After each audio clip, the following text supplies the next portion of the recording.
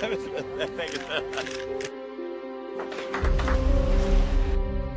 $10 million from me to you.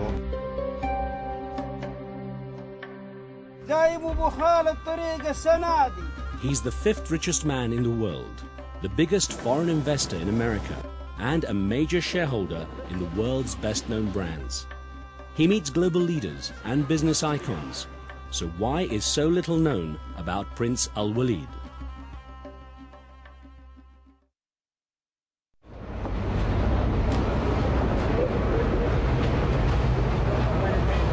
The World Trade Center Twin Towers lay smoldering 1 month after being struck down in a terrorist attack involving Arab hijackers, many of them from Saudi Arabia. Was still in shock. Prince Al-Walid flew in from his home in the Saudi capital Riyadh for just a day to express his sympathy and offer some help. Thank you. I'm here to give my condolences to you and to all the families and to show our alliance with you and sympathy and support. He toured Ground Zero with New York's Mayor Rudolph Giuliani at a time of anger at the Arab world. That's number one here. Number one, up 104 stories.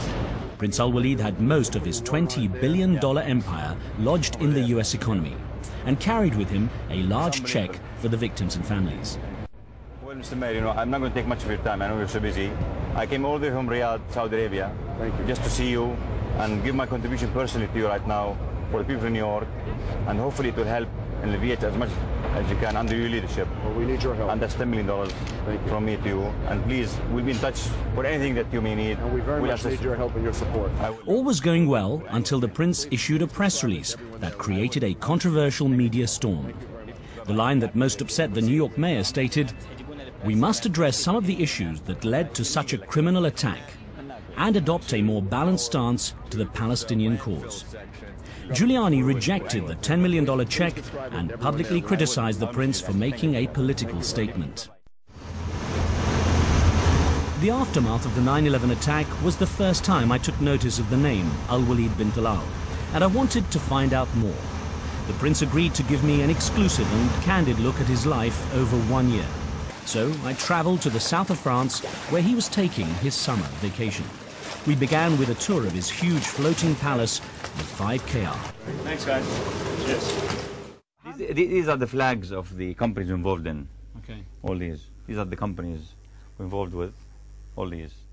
And nationally, regionally, internationally. Are they growing or shrinking? Well, most of them are growing, thanks God. Okay. Excellent. I mean, is the number of flags growing? If they don't grow, I don't grow. And where else do you find, where do you find refuge in this boat? Where is your sort of quiet spot? Oh, there's no quiet spot here at all. I mean, there's no quiet spot at all. Always busy. And Jensen's parachuting right now. Ah, okay, that's Mike. He's parachuting, he began already. Right, excellent. And how much did you pay for it? What, a very bargain price, it's less than $20 million.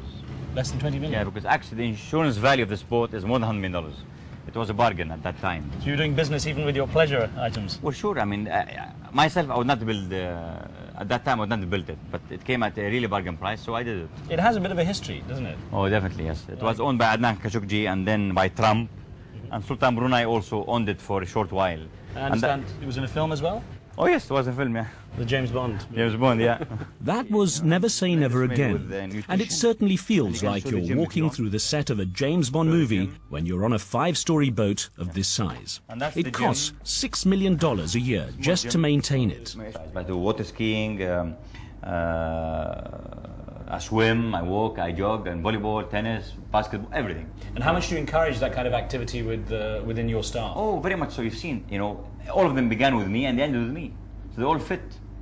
Although one or two of them smoke once in a while. The lifestyle on this boat is distinctly Western and seems fun. But he's very much at home in this culture too.